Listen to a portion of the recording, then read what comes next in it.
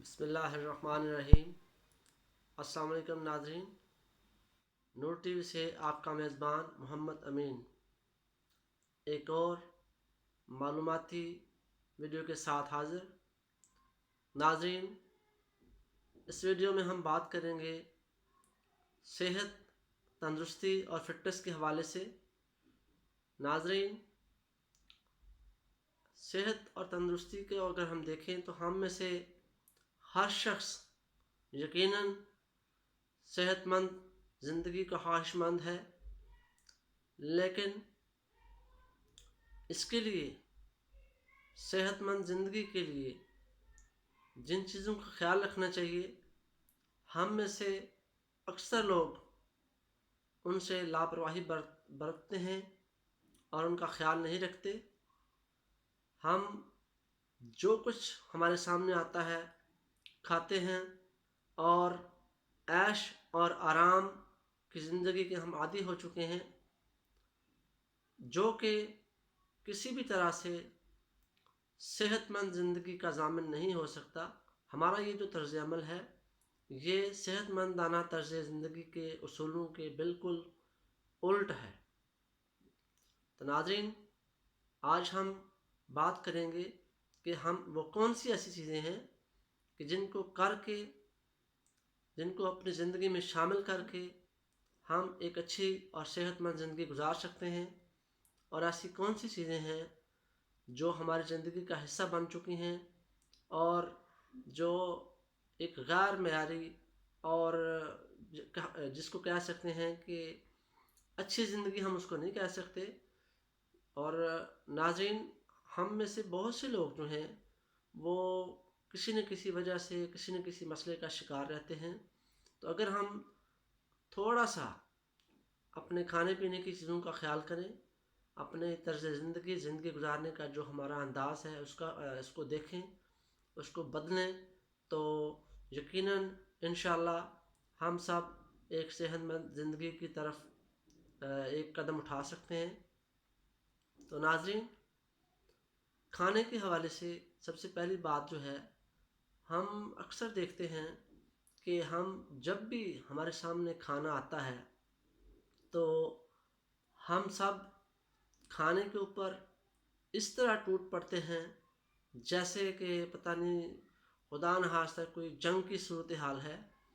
اور آپ سب یہ اکثر آپ نے یہ سلوگن، یہ نعرہ جو سنا ہوگا کہ روٹی کھل گئی جے، تو روٹی جیسے ہی کھلتی ہے تو جس طرح سے ہمارا طرز عمل ہوتا ہے یہ یقیناً غیر مہذب طرز عمل نہیں ہے۔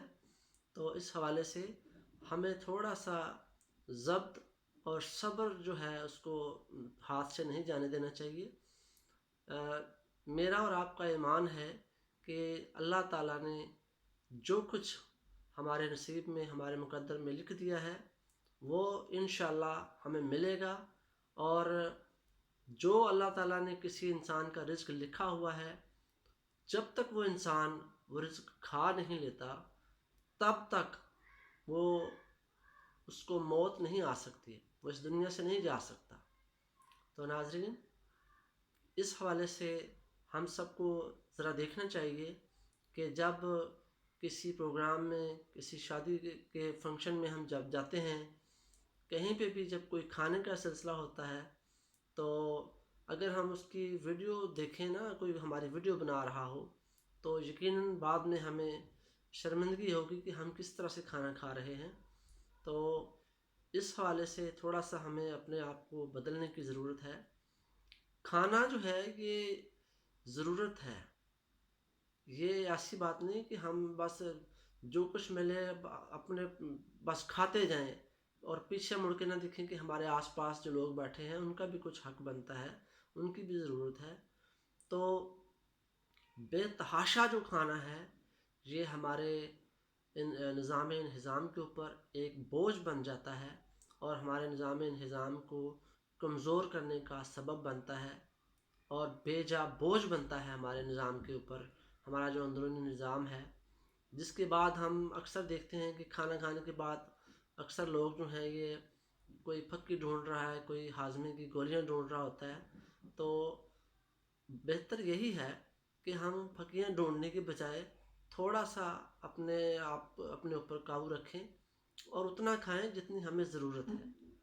تو کھانے کے ساتھ ساتھ یہ بھی ہمیں دیکھنا ہے کہ ہم اپنے معدے کو صرف کھانے سے بھر لیتے ہیں، اور حالانکہ جو ماہرین ہیں، جو صحت کے ماہرین ہیں، وہ یہی کہتے ہیں کہ کھانے کے لیے، بلکہ ہمارے پیارے نبی صلی اللہ علیہ وآلہ وسلم نے آج سے 1400 سال پہلے ہمیں جو طرز زندگی دیا ہے وہی سب سے بہتر ہے، اور اسی کو ہم نے اپنانا ہے. اسی طرز زندگی میں ہماری کامیابی ہے، دنیاوی کامیابی بھی اور اخروی کامیابی بھی. تو نبی صلی اللہ علیہ وسلم نے بھی ہمیں یہی طریقہ بتایا ہے کہ معدے کے جو پوری اس کی اسپیس جو ہے اس کے 3 حصے کیے جانے چاہیے. ایک حصہ خوراک کے لیے، ایک حصہ پانی کے لیے، اور تیسرا جو حصہ ہے وہ ہوا کے لیے خالی رہنا چاہیے. اور اگر ہم اس کے ان اصولوں کو نہیں مانیں گے تو یقیناً ایک غیر صحت مند زندگی اور بیمار زندگی جو ہے وہ ہمارا مقدر ہوگی. اللہ تعالی ہمیں ایسی زندگی سے محفوظ رکھے اور ہم سب کو صحت اور تندرستی عطا کرے. معزز ناظرین، اس کے ساتھ ساتھ، کھانے کے ساتھ ساتھ ہمیں تھوڑا سا اپنی کچھ صحت مندانہ سرگرمیوں کا بھی جائزہ لینا چاہیے. کچھ ایسی سرگرمیاں اپنی زندگی میں شامل کرنی چاہیے جیسا کہ ہلکی پھلکی ایکسرسائز، ہلکی پھلکی ورزش، واک. یہ ہمیں اپنی زندگی میں ریگولرلی، روزانہ، یہ ضرور اپنی زندگی میں اس کو شامل کرنا چاہیے، کیونکہ ہم سب جو ہیں جب تک تندرست ہیں تو ہم دوسروں کی بھی مدد کر سکتے ہیں، دوسروں کا سہارا بن سکتے ہیں. اور اگر خدا نخواستہ کسی وجہ سے ہم میں سے کوئی بیمار ہو جائے تو وہ دوسروں کا سہارا بننے کی بجائے دوسروں کے سہارے کی اس کو ضرورت ہوتی ہے. یعنی بجائے اس کے کہ ہم کسی کا سہارا بنے، اور لیکن کسی کا سہارا بننے کی بجائے ہمیں پھر دوسروں کے سہارے کی ضرورت پڑے. خدا نہ کرے کہ کبھی ایسا وقت آئے. اللہ تعالی ہم سب کو صحت اور تندرستی عطا کرے. جتنے بھی لوگ بیمار ہیں، صحت اور تندرستی کی نعمت کا اگر ہمیں احساس نہیں ہے تو ہمیں ان سے جا کے پوچھنا چاہیے کہ اس کی قدر و قیمت کیا ہے. اللہ تعالی ہم سب کو ہر قسم کی بیماریوں سے محفوظ رکھے، اور ہمیں اپنے طرز زندگی کو بدلنے کی توفیق عطا کرے. کیونکہ نبی صلی اللہ علیہ وسلم کا بھی یہی فرمان ہے کہ ایک بیمار مومن کی بجائے تندرست مومن اللہ تعالیٰ کو زیادہ پسند ہے، زیادہ محبوب ہے. تو اللہ تعالیٰ معاف کرے اگر مجھ سے احادیث کے حوالے سے کوئی غلطی ہو جائے، تو آپ سب احباب سے بھی، اور سب سے بڑھ کے اللہ تعالیٰ سے یہ میں دعا کرتا ہوں کہ اللہ تعالیٰ مجھے معاف کرے. لیکن آپ سب کو بھی اس بات میں کوئی شک نہیں ہے کہ تندرستی اللہ تعالیٰ کی بہت بڑی نعمت ہے، لیکن یہ نعمت جو ہے اس کا ہمیں خود خیال رکھنا ہے، اپنے جسم کا خیال رکھنا ہے. اللہ تعالیٰ ہم سب کا حامی و ناصر ہو.